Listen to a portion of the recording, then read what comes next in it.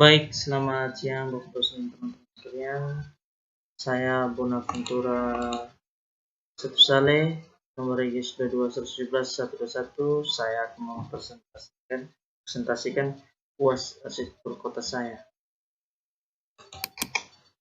Yang pertama, 8 elemen perancangan kota menurut Hamid Sirvani. Yang pertama, 8 elemen perancang kota menurut Hamid Sirvani. Bagian A, 1. Tata guna lahan atau Lands As. Tata guna lahan adalah elemen kunci dalam perancangan kota. Tata guna lahan berfungsi sebagai rencana dasar 2 dimensi yang menjadi acuan ruangan 3 dimensi dibentuk. Disarankan suatu perencanaan fungsi sebaik bersifat campuran mix AC dengan begitu diharapkan akan terjadi kegiatan terus-menerus selama 24 jam per hari yang akan meningkatkan sistem infrastruktur kota. Ini merupakan gambar sketsa infrastruktur kotanya.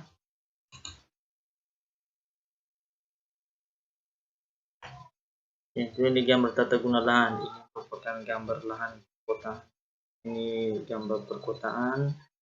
Ini ungaran. Ini merupakan lahan tata guna lahan kota. Ini juga merupakan gambar sketsa ini lahan kota yang digunakan untuk rekreasi, bersantai, dan berolahraga untuk masyarakat. Yang kedua, tata bangunan atau building form and machine. Tata guna lahan berkaitan dengan bentuk fisik bangunan, misalnya batas ketinggian bangunan, kepejalanan bangunan, bulk, batas garis sempadan, penutupan lahan atau amplop bangunan yang meliputi KLB dan KDB.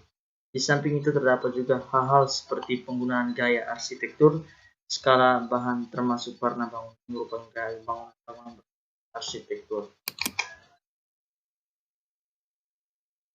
Yang ketiga, sirkulasi dan perparkiran atau circulation and parking. Sirkulasi merupakan elemen yang menghubungkan suatu fasilitas dengan fasilitas lainnya. Contoh utama adalah jalan. Agar bisa membentuk suatu lingkungan sirkulasi yang ideal, maka jalan harus merupakan elemen ruang terbuka serta dipandang jalan seperti hendaknya maupun memberi orientasi jelas bagi para pengemudi maupun pejalan kaki, serta membuat lingkungan yang dilaluinya mudah dikenali. Harus ada kerjasama antara sektor umum maupun swasta agar dapat mencapai tujuan tersebut. Sedangkan untuk masalah perparkiran, terdapat dua pengaruh terhadap kualitas lingkungan yang meliputi langsung aktivitas kota dan dampak visual terhadap bentuk fisik kota. Ini merupakan gambaran sirkulasi perparkiran. Yang keempat, ruangan terbuka atau open space. Ruangan terbuka mencakup unsur-unsur landscape berupa jalan trotoar, pedestrian, taman maupun ruang rekreasi di perkotaan. Ruangan tersebut mestinya bisa menjadi bagian yang integrasi dari perancangan kota dan bukan sekedar akibat dan penyelesaian tata ruang maupun arsitekturnya. Ini merupakan sketsa gambaran atau landscape atau ruangan terbuka ini merupakan gambarnya. Yang kelima, jalur pejalan kaki atau pedestrian ways. Pedestrian merupakan sarana bagi pejalan kaki dan sarana untuk kegiatan pada sektor informal. Misalnya pedagang kaki lima yang menjual eceran. Hal ini yang sekaligus bisa menghidupkan ruang-ruangan terbuka. Ini gambarannya, sketsanya. Yang 6, aktivitas pendukung atau aktivitas sport. Aktivitas pendukung dalam elemen perancang kota meliputi semua penggunaan dan kegiatan yang berlangsung di dalam ruangan terbuka. Ruangan terbuka merupakan sketsa gambarannya. Yang ketujuh, rambu, papan reklame dan lain-lain. Signage merupakan suatu elemen visual yang jadi alat bantu untuk menginformasikan masyarakat memakai ruang kota. Dalam hal itu perlu diatur agar tercipta keseimbangan antara kepentingan umum dan privat. Adapun dampak visual signage yang tidak boleh terlalu berlebihan hingga dapat mengurangi kesemerawutan dan persaingan rambu-rambu lalu lintas tersebut sangat diperlukan. Ini merupakan gambar sketsa. Ya. 8. Preservasi atau konservasi reforestation. Preservasi atau konservasi merupakan perlindungan terhadap tempat-tempat aset kota yang sudah ada karena dianggap istimewa, seperti bangunan-bangunan lainnya seperti bangunan bersejarah perlu dilindungi karena sejarah yang dimiliki arti mendalam bagi masyarakat kota bangsa negara yang contohnya gedung proklamasi merupakan gambaran sketsa atau gambaran gedung proklamasi. Bagian kedua nomor 1, bagian B, 5 elemen citra kota menurut Kevin Lyons. Elemen pertama, elemen paths atau jalan jalur. Paths adalah jalur yang dimana mengamati biasanya bergerak dan melalui. Paths dapat berupa jalan raya, trotoar, atau jalur transit, channel, jalur kereta api. Paths jalan secara umum dapat dikenali karena merupakan koridor linear yang dapat dirasakan oleh manusia pada saat berjalan mengamati kota. Struktur ini bisa berupa gang utama atau jalan transit, jalan mobil, kendaraan, pedestrian, sungai, atau rel kereta api. Paths adalah elemen yang paling penting dalam citra kota. Kevin Lyons menemukan dalam risetnya bahwa jika identifikasi elemen ini tidak jelas, maka kebanyakan orang meragukan citra kota secara keseluruhan. Ini merupakan gambar citra kota.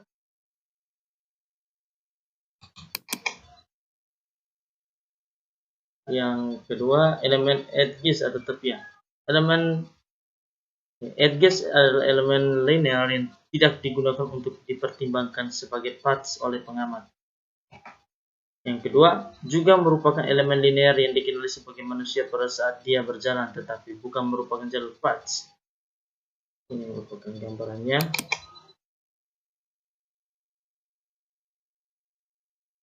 Kedua, elemen distrik atau distrik. Distrik adalah kawasan kota yang bersifat dua dimensi dengan skala kota menengah sampai luas, di mana manusia merasakan masuk dan keluarnya dari kawasan yang berkarakter beda secara umum. Elemen ini adalah elemen kota yang paling mudah dikenali setelah jalur paths, meskipun dalam memahami tiap individu biasanya berbeda. Distrik merupakan wilayah yang memiliki kesamaan dan homogen. Kesamaan tadi bisa merupakan kesamaan karakter, ciri bangunan secara fisik, fungsi wilayah, latar belakang sejarah, dan sebagainya. Sebuah kawasan distrik memiliki ciri khas yang mirip, bentuk, pola, dan wujud, dan khas pula dalam batasnya, di mana orang yang merasa harus mengakhiri atau memulainya. Distrik dalam kota dapat dilihat dari referensi interior maupun eksterior. Distrik mempunyai identitas lebih baik, batasnya dibentuk dengan jelas tampilan, dan dapat dilihat dari homogen, serta fungsi posisinya jelas, dan introvert dan extrovert, atau berdiri sendiri atau dikaitkan dengan yang lainnya. Ini gambarannya.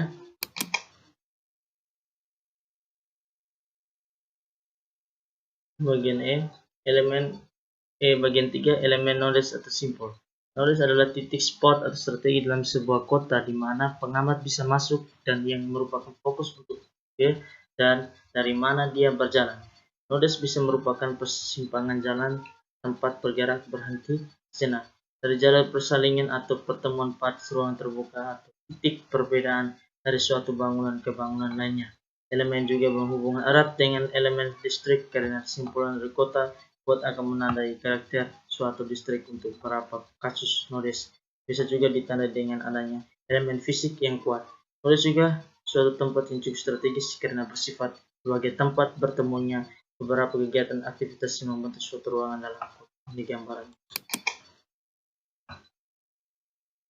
Botspan mempunyai banyak contoh, diantaranya adalah sudut Jordan Flynn atau Lawrenceburg Square, atau sudut Jordan atau Flynn berfungsi sebagai persimpangan antara Washington Street dan Summer Street dan berkaitan dengan perantian kereta api di bawah tanah. Tetapi ia dikenal sebagai pusat perkotaan. Pusat kota, itulah sudut komersial atau 100% dilambangkan sebagai tingkat yang jarang terlihat di kota Amerika, tetapi sangat akrab dengan orang-orang Amerika yang merupakan inti fokus dan simbol wilayah yang penting. Elemen landmark atau penanda. Landmark adalah titik acuan di mana si pengamat tidak memasuki area.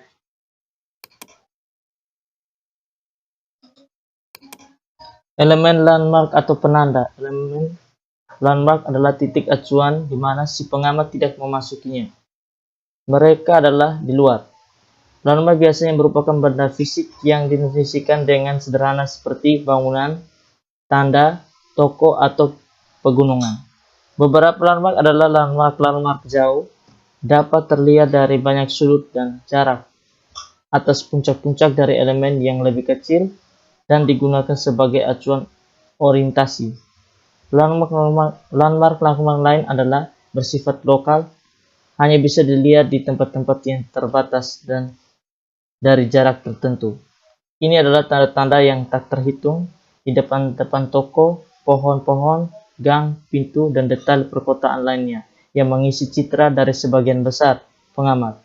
Mereka sering digunakan sebagai penunjuk identitas dan bahkan struktur-struktur dan diandalkan karena perjalanan semakin familiar.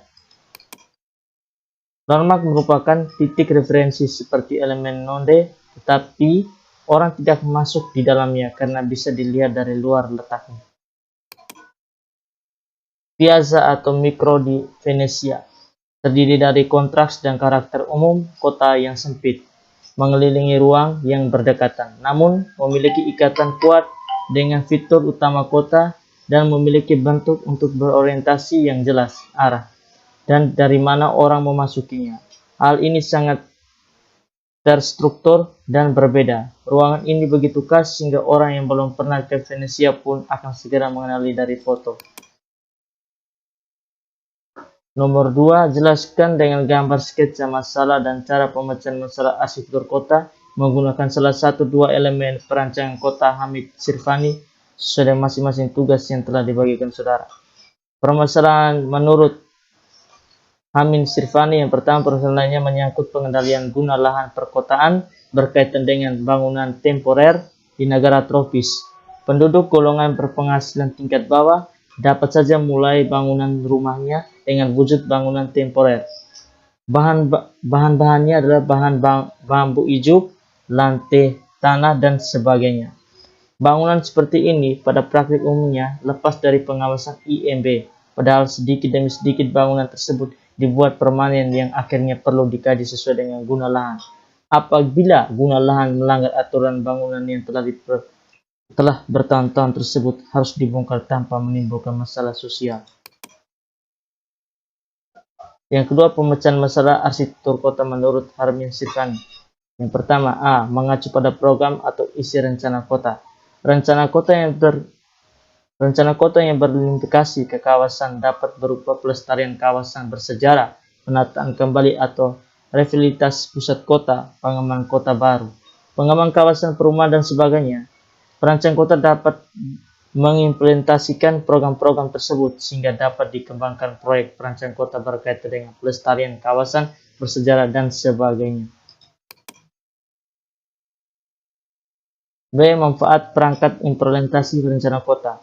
Sebagai salah satu pengikatan implementasi rencana kota, maka perancangan kota dapat dilaksanakan dengan memanfaatkan perangkat implementasi perencanaan kota, yaitu antara lain perangkat pengendalian pembangunan ruang kota, seperti perizinan lokasi atau guna lahan, peraturan bangunan pemberian IMB, dan pada kasus kota-kota di Amerika, terdapat perangkat seperti zoning, subdivision, regulation, dan sebagainya.